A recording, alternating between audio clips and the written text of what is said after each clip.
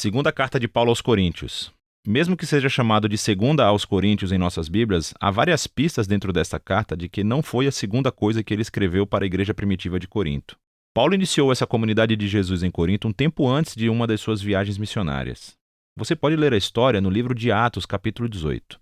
E após continuar a viagem, Paulo recebeu um relato de que as coisas não estavam indo bem por lá. Então ele escreveu uma carta que chamamos de Primeira aos Coríntios, para corrigir esses problemas, e parece que muitos na igreja rejeitaram os ensinos de Paulo naquela carta e se rebelaram contra a sua autoridade. Assim, aprendemos que nessa carta que Paulo tinha feito, pessoalmente, o que ele chama de uma visita dolorosa. Depois disso, ele enviou uma carta que diz que foi escrita com angústia e lágrimas. E, depois de todas essas medidas, a maioria dos coríntios, mas não todos, percebeu a sua arrogância e pediu desculpas a Paulo. Eles queriam se reconciliar. Então Paulo escreveu essa carta para assegurar-lhes do seu amor e compromisso com eles. A carta foi projetada com 3 seções principais, cada uma abordando um tópico distinto. Paulo primeiro finaliza sua reconciliação com os coríntios. Depois, nos capítulos 8 e 9, ele aborda o tema da generosidade esquecida. E nos capítulos finais, Paulo desafia os coríntios restantes, aqueles que ainda o rejeitam. Vamos nos aprofundar e ver como tudo funciona. Então, Paulo começa agradecendo a Deus de toda a misericórdia e conforto que trouxe paz e coragem para ele e os coríntios durante essa época de divisão e disputa. Ele reconhece que as coisas estão tensas desde aquela visita dolorosa, e claro que ele os perdoou, e quer um relacionamento aberto e honesto. Mas por que eles tinham rejeitado Paulo? Bom, descobrimos mais adiante nessa carta que os coríntios tinham ignorado Paulo como líder. Ele era pobre e tinha uma vida escassa através do trabalho manual. Ele estava sob constante perseguição e sofrimento. Muitas vezes estava sem casa. E ainda por cima, ele não era um orador público muito impressionante. Assim, quando os coríntios foram expostos a outros líderes cristãos mais ricos e impressionantes, começaram a desconsiderar Paulo. Na verdade, estavam com vergonha dele. Então, Paulo responde primeiro mostrando que a importância dada a esses líderes simplesmente por causa de sua riqueza e eloquência é uma traição a Jesus. Isso mostra um sistema de valores totalmente distorcido. A verdadeira liderança cristã, diz Paulo, não se trata de status ou autopromoção. Paulo descreve a si mesmo e aos outros apóstolos como escravos cativos do Rei Jesus que os conduz em direção a uma procissão de triunfo. O trabalho de Paulo não é impressionar outros, mas sim apontar as pessoas para aquele que é impressionante, Jesus. Então ele alude a uma exigência recente dos coríntios, querendo que ele fornecesse algumas cartas de recomendação para provar a sua autoridade e credenciais. E isso é ridículo para Paulo. A igreja em Corinto nem existia se ele não a tivesse começado. É por isso que ele diz que eles próprios são a sua prova de liderança genuína. Eles são a sua carta de recomendação. Ele inteligentemente cita os profetas Jeremias e Ezequiel, dizendo que o Espírito de Deus escreveu a sua carta de recomendação nos seus corações como seu povo da nova aliança. Os coríntios não deveriam precisar de mais provas além dessa. Quanto à menção à nova aliança, isso leva Paulo a uma longa comparação entre a antiga aliança entre Deus e Israel, mediada por Moisés, e a nova aliança entre Deus e os coríntios, mediada por Jesus Cristo e pelo Espírito. A antiga aliança, feita no Monte Sinai, foi verdadeiramente gloriosa. Ela fez o próprio Moisés brilhar com a glória de Deus, mas essa glória acabou por desaparecer. Sem mencionar o fato de que as leis dessa aliança foram ineficazes na verdadeira transformação de Israel. Mas a nova aliança, por comparação, é ainda mais gloriosa, porque o Jesus ressuscitado é a própria glória de Deus e vive para sempre. E é esse o seu Espírito que agora está transformando as pessoas para serem mais fiéis, assim como o próprio Jesus. Bom, tudo isso parece incrível.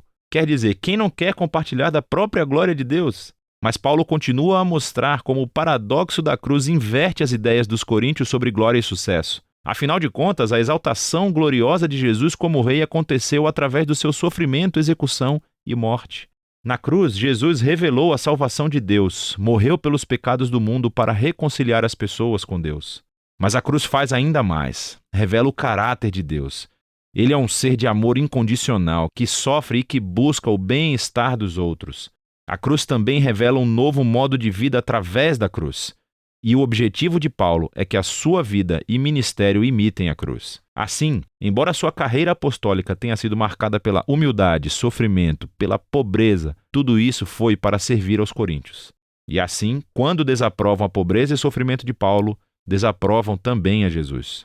O modo de vida e liderança de Paulo são, na verdade, a prova de que ele representa autenticamente o Jesus que foi crucificado e ressuscitado. Paulo realmente quer se conciliar com os coríntios, mas não descansará até que se transformem e abracem o paradoxo da cruz invertida. Depois desse apelo impetuoso, Paulo prossegue para abordar o tema da generosidade esquecida. Os cristãos judeus em Jerusalém passaram pela pobreza devido a uma crise de fome. Paulo estava arrecadando dinheiro entre as novas igrejas que ele começou, a maioria cheias de não-judeus. Ele pediu que todas elas enviassem um presente de ajuda como um símbolo da sua unidade no Messias Jesus. E muitas das suas igrejas ficaram muito animadas para contribuir. Mas os coríntios, no meio de todo esse conflito com Paulo, não haviam poupado para o presente. E para Paulo, isso não é só sobre dinheiro, é um sinal de que os coríntios não foram transformados pelo Evangelho de Jesus, que na sua essência é uma história de generosidade. Paulo diz: você conhece a generosa graça do Senhor Jesus, o Messias, que, embora fosse rico, por sua causa se tornou pobre, para que através de sua pobreza você pudesse se tornar rico. Ele conta a história do Evangelho através de metáforas financeiras. E ele se rebaixou para morrer como um escravo pobre para que outras pessoas arruinadas pelo pecado e pela morte pudessem ser exaltadas e se tornassem ricas por meio da graça de Deus. Ser um cristão é permitir que essa história entre profundamente em sua mente e em seu coração, e é deixar que ela o transforme em alguém mais generoso, mais disposto a partilhar a sua vida e os seus recursos para auxiliar o próximo. Na seção final da carta, Paulo chama a atenção à principal fonte de seu conflito com os coríntios, aquele espantoso grupo de líderes que ele, de maneira sarcástica, denomina de superapóstolos. Então, eles vieram a Corinto, se autopromovendo e falando mal de Paulo, minando-o como um líder pobre sem qualquer sucesso. E correndo o risco de soar como uma pessoa que deseja se autopromover, Paulo disse: esses caras realmente desejam comparar qualificações? Ele não tem medo de enfrentá-los. Eles são especialistas na Bíblia judaica? Bem, Paulo também é. Ele era um fariseu, pelo amor de Deus. Ele memorizou toda a Bíblia. Eles desejam se gabar dos seus conhecimentos superiores sobre Jesus? Na verdade, Paulo já viu e andou ao lado de Jesus ressuscitado. Ele realmente teve visões da sala do trono celestial de Jesus. Contudo, o mais importante é que Paulo dedicou toda a sua vida à missão de Jesus.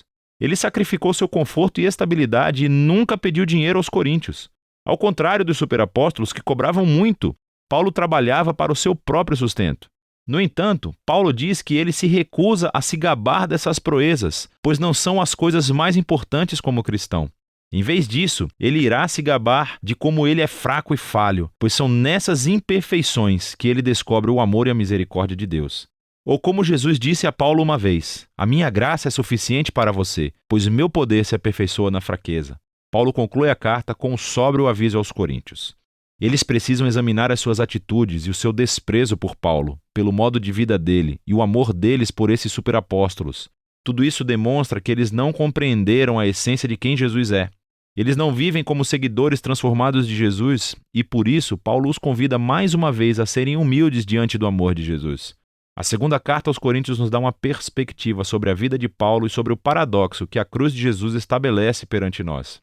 A cruz desafia os nossos valores, as nossas maneiras de ver o mundo. Nós valorizamos o sucesso, a educação, a riqueza, mas Deus valoriza a humildade e a fraqueza, pois o seu amor e poder ficaram conhecidos através do sofrimento, da morte e ressurreição de Jesus. A cruz também desencadeia o poder transformador e a presença do Espírito para capacitar os seguidores de Jesus a assumirem um modo de vida cruciforme e torná-lo o seu próprio. E é de tudo isso que se trata a segunda carta aos Coríntios.